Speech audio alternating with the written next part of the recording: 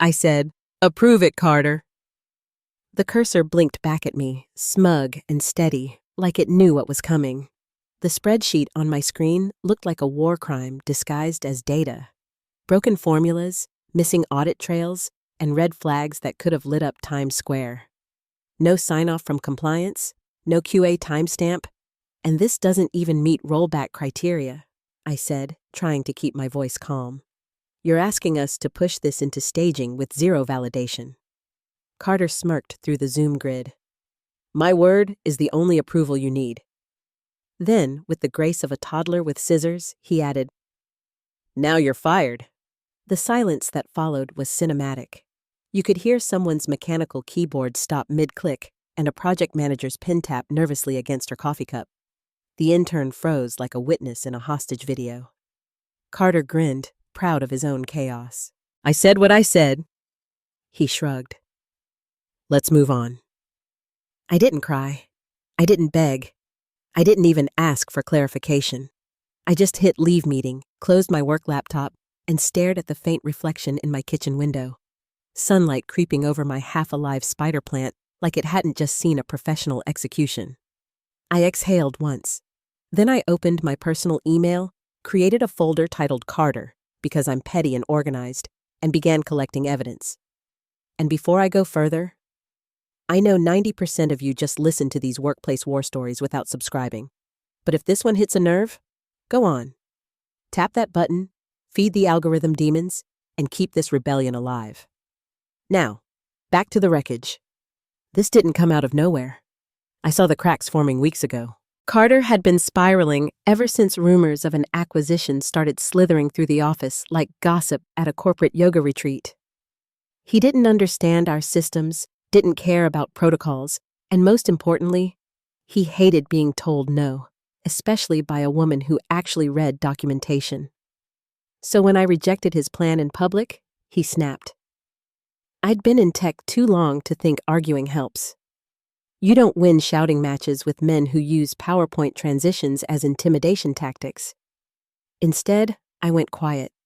The kind of quiet that makes legal departments nervous. First thing I did, back up every single compliance document I'd ever touched. Ops checkpoints, audit logs, approval chains, all of it. Then I hovered over one file I hadn't opened in months. COC/protocols internal v4.pdf.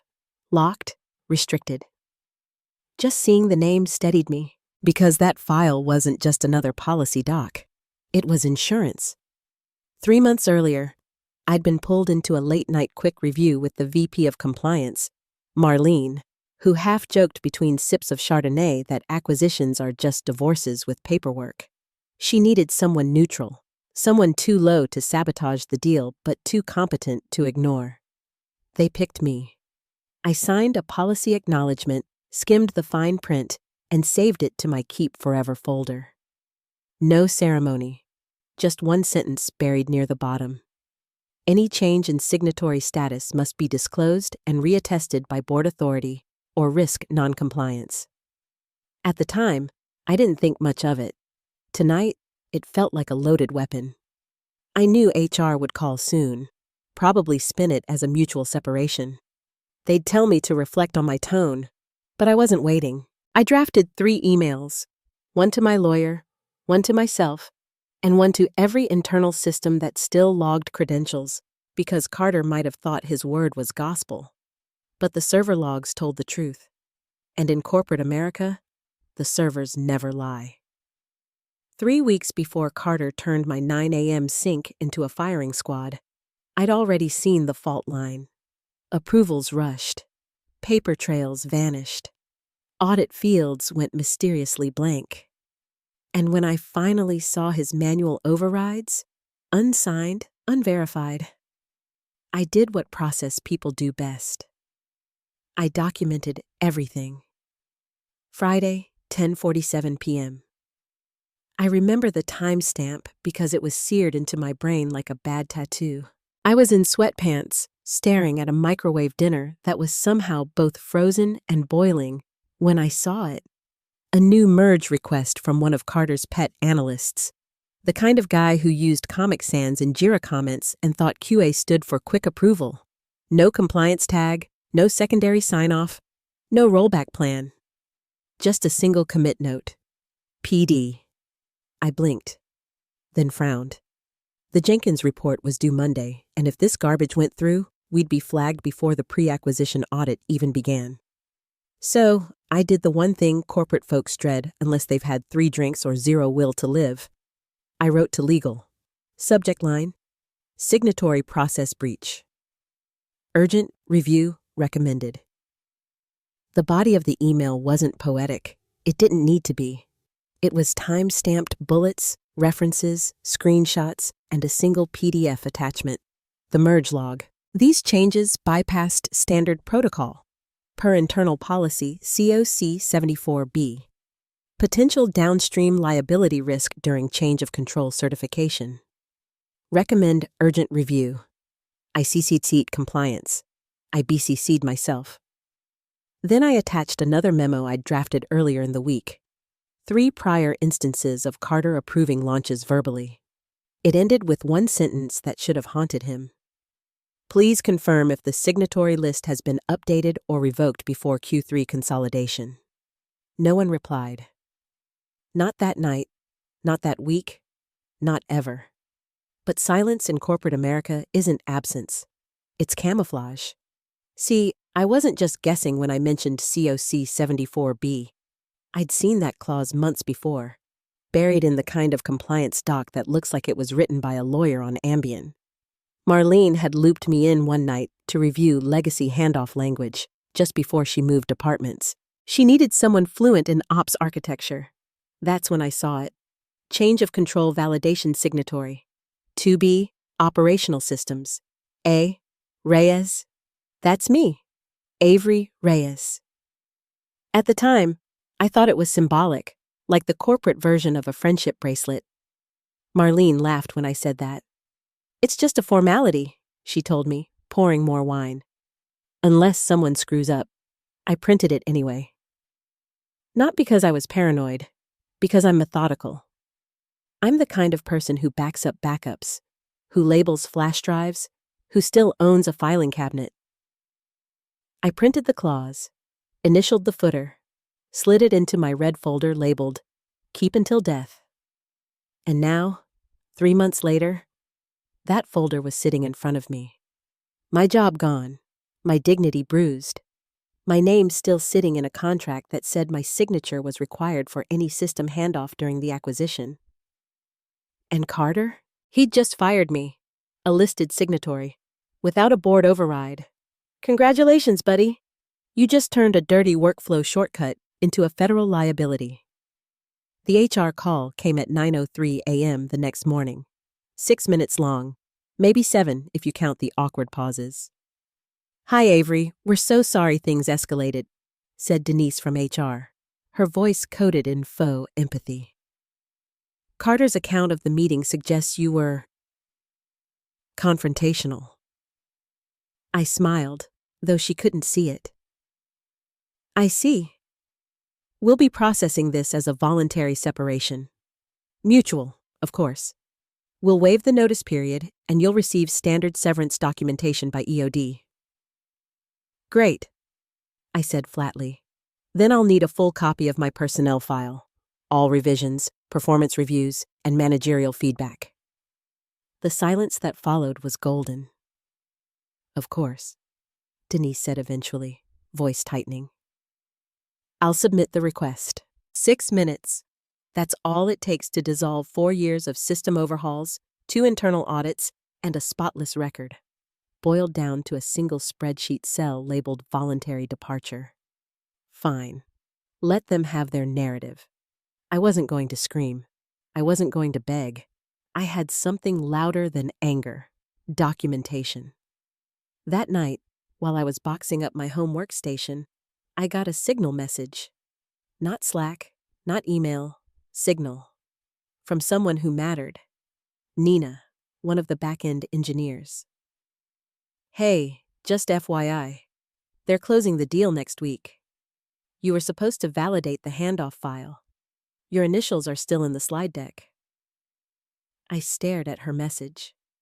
They hadn't replaced me. They hadn't even bothered to try. I opened a blank email in Gmail. To my attorney. Subject: premature termination of contractually bound compliance signatory. Body: prepare response brief regarding COC breach scenario.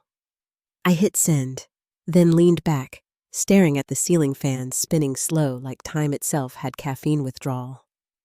This wasn't about revenge anymore. It was about procedure, and showing every executive in that glass building what happens when you fire a process specialist without checking the process. Because somewhere, buried in their precious shared drive, my name was still sitting next to two little words: signatory pending. And the buyers? Oh, they were about to notice. By Tuesday morning, the sharks had smelled blood. But not in our waters. Upstream, where the real predators swam. Covington & Gray LLP, the boutique law firm representing the acquiring company, didn't miss things. They were the kind of lawyers who wore tailored suits that hid knives and used fountain pens to draw blood. A junior auditor spotted it first, a missing signature in the Q3 merger checklist. It wasn't buried deep either. It was right there, in plain sight. Operational Systems Validation. Signatory: A. Reyes status: pending. The signature line was blank, and that, in corporate law, is the equivalent of a blinking red light over a minefield. Within hours, the buyer's audit team started firing off polite but surgical emails. Please confirm reassignment of signatory 2B per change of control clause, including board override documentation. Translation: where the hell is Avery's signature? And who gave you the right to erase her? Inside Novasys headquarters, the panic started as a whisper. A few confused Slack threads. A calendar invite titled Urgent Legal Alignment. Then Carter, in all his caffeinated arrogance, made the second worst decision of his career. He told the buyers, "We'll just reassign it." I wasn't in the room, but I can picture it. Him leaning back, feet on the table, smirking into the camera like he just solved world hunger. Problem is, you can't just reassign a change of control clause. Those things are legally welded shut. Signatories aren't ceremonial. They're contractual gatekeepers. That one sentence, "We'll just reassign it," detonated the whole operation. By noon, Covington & Gray sent formal notice to Novasys Legal. Please provide board-approved documentation authorizing reassignment of signatory 2B. Absence of such approval constitutes breach of pre-close compliance attestation. The subject line might as well have said, "Congratulations, you've just voided your own acquisition." Meanwhile, Carter brushed it off during the weekly executive sync. "They're bluffing," he said, waving a hand. "Lawyers love paperwork. They just want to look useful." But the lawyers weren't bluffing. They were circling. Compliance, the same department Carter ignored, was now in a caffeine-fueled panic. Questions started pouring in like rain through a broken roof. Who authorized Avery's removal? Was there a board override? Was the buyer notified of any change to the signatory list? The answers? None, no, and absolutely not. Because the truth was brutal. I had never resigned from the clause. My employment was terminated, yes, but my designation as signatory was never revoked. And unless Carter had somehow convinced the board to vote me out of the clause, an act that required official minutes and notification to the acquiring firm, then legally, I still held the pen. And until that signature appeared, the entire deal was frozen. I wasn't blocking the acquisition. I wasn't sabotaging anything. I was following protocol, but protocol had teeth, and it was now biting the hand that fired me. By Wednesday morning, the buyers had escalated. They flagged the issue as a material compliance gap. In M&A terms, that's code for you're screwed until proven innocent. With that label, they sent the first grenade, an Excel sheet titled Critical Variance Report, with one line highlighted in red. Resolution required. Pending Avery Reyes attestation or approved board override. Carter probably laughed when he saw it. The CEO, Martin Delaney, didn't. The next domino didn't fall. It detonated. Novasys Legal finally woke up to the disaster. Paralegals tore through audit trails, digging for anything that could justify Carter's reassignment. Somewhere, buried 3 directories deep in compliance backups old, they found it. A PDF memo, timestamped 3:12 a.m., 3 weeks before I was fired. Title: Signatory Path Deviation, Risk Flag.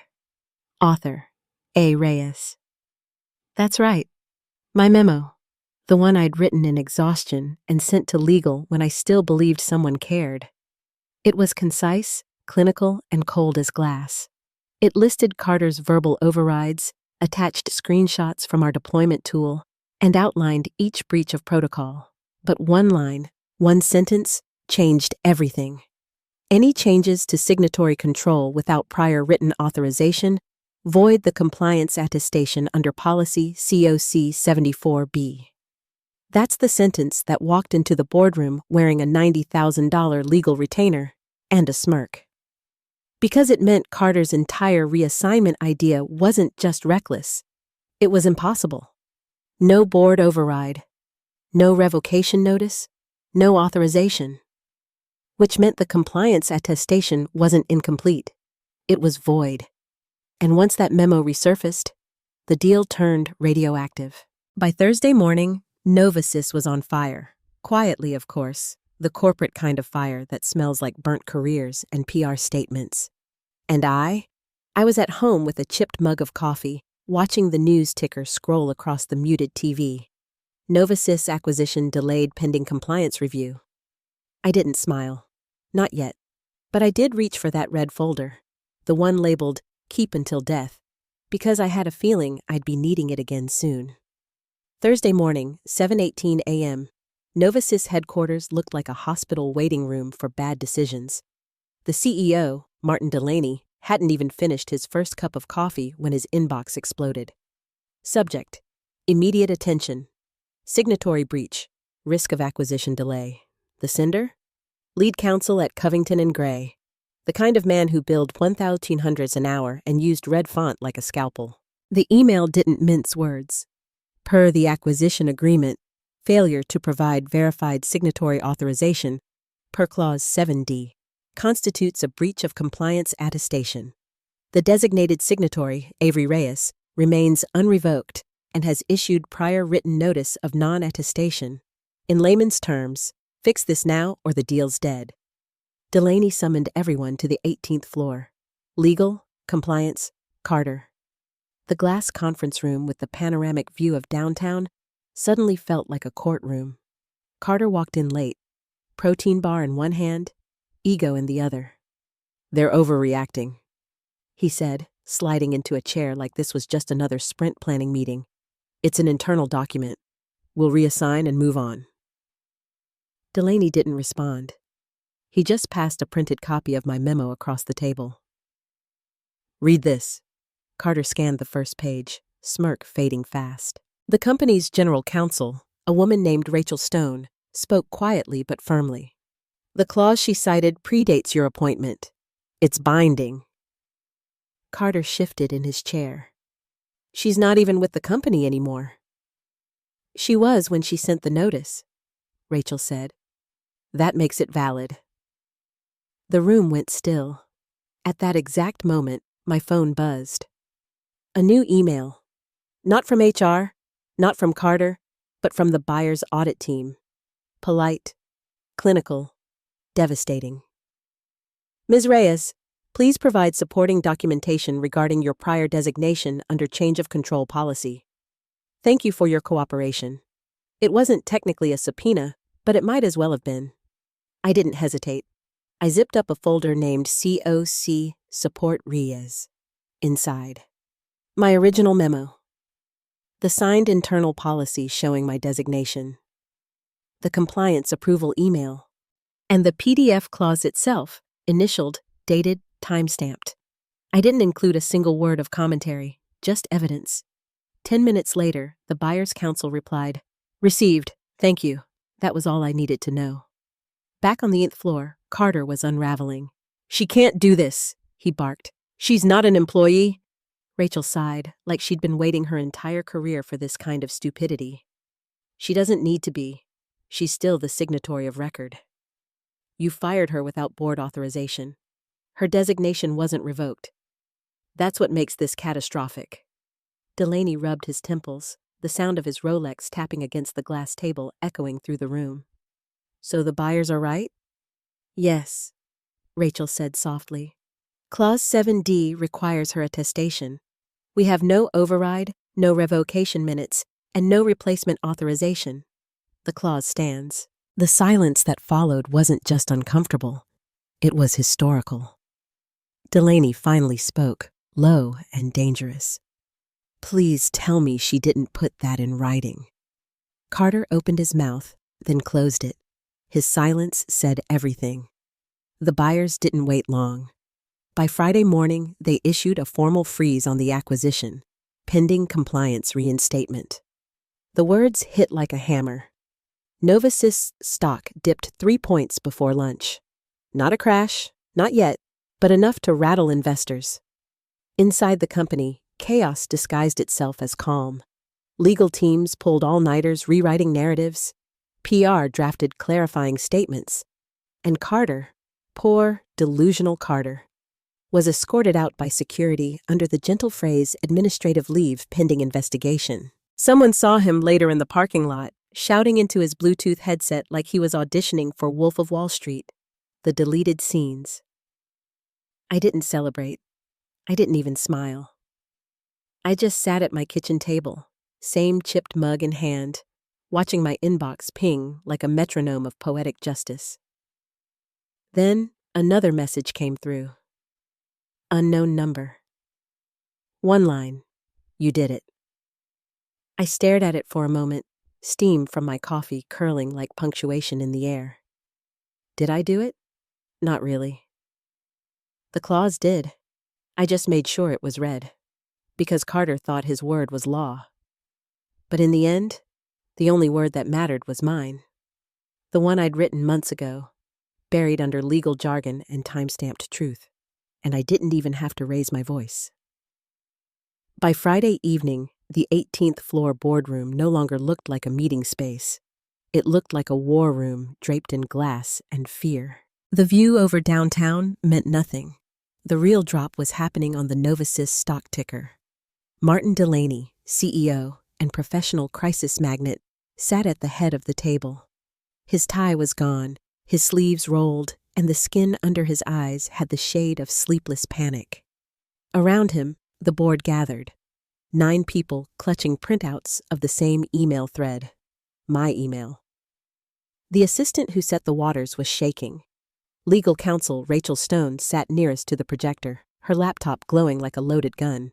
And Carter, the man of the hour, walked in late again, trying to hide the tremor in his smirk.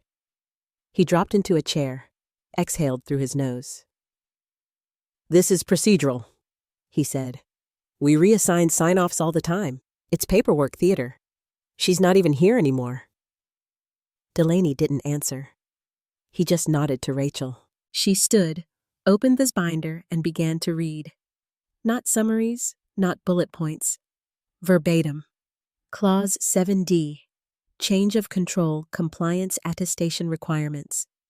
Signatory 2B. Operational systems. Avery Reyes. Her voice stayed steady. Clause 9.2. Signatory integrity. Any termination of the listed signatory without board override prior to reattestation voids compliance attestation. Then silence.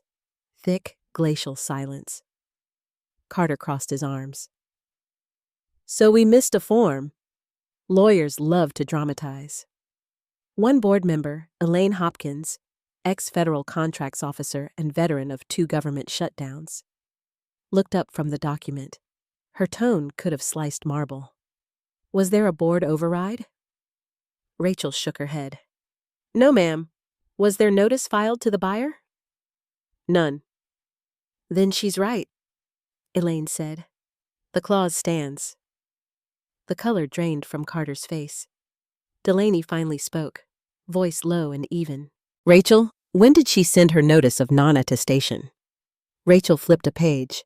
Timestamp 9:42 p.m., the night she was terminated. HR completed offboarding at 10:06 p.m. So? Delaney pressed. She was still legally employed when she sent it. The words hit like a slow detonation. Every executive in that room understood what that meant. Her notice wasn't an afterthought. It was binding. Delaney leaned back, eyes fixed on Carter. "Remind me," he said softly. "What did you tell this board last week?" Carter's mouth twitched.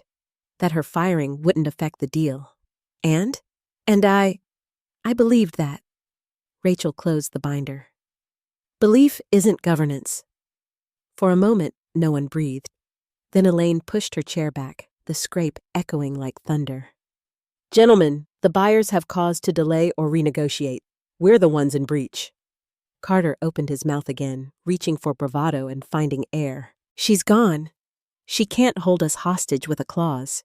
She had no standing." Rachel didn't even look up. She slid a printed email across the table. My email. "Please see attached Clause 7D, time-stamped and acknowledged.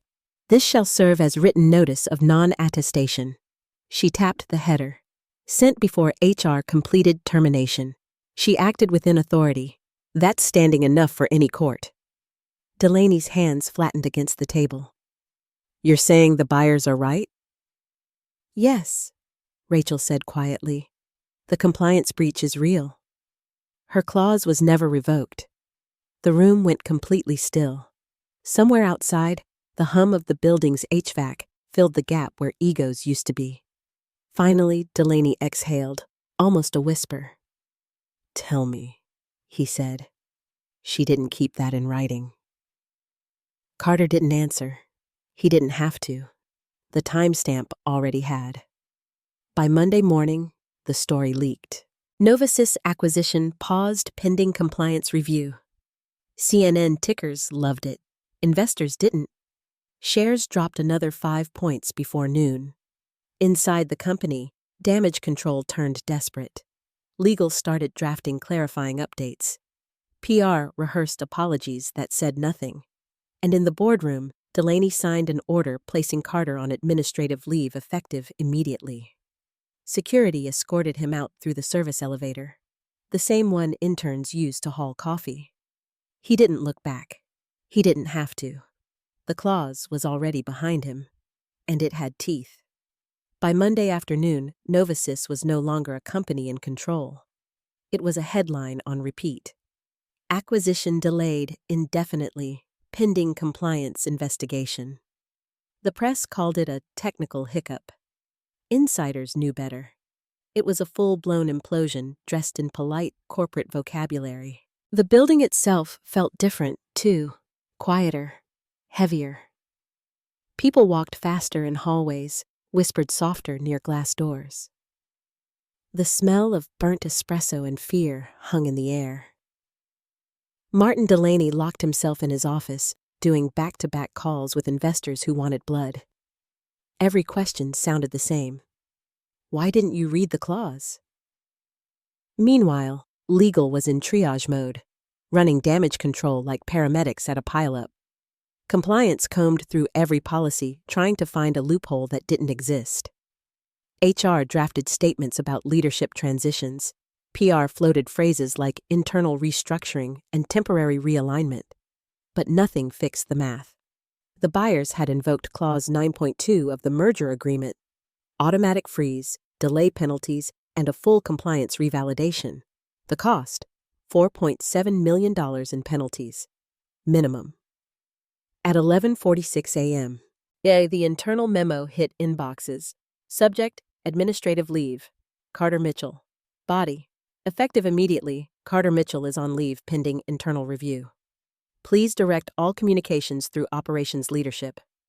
No signatures, no farewell, no HR pleasantries. Just that.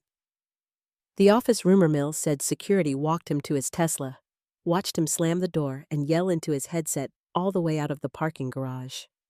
By Tuesday, the buyer's legal team had demanded every piece of compliance documentation tied to the acquisition. every log, every memo, every timestamp. My name, Avery Reyes, was in nearly all of them. Their request included one line that made Rachel, the general counsel, visibly pale. Please provide proof of signatory reassignment authorization or written acknowledgement from original signatory. There was no proof. There never was. Because I had never given it. At home, I sat in my small apartment, the late morning sun cutting through the blinds.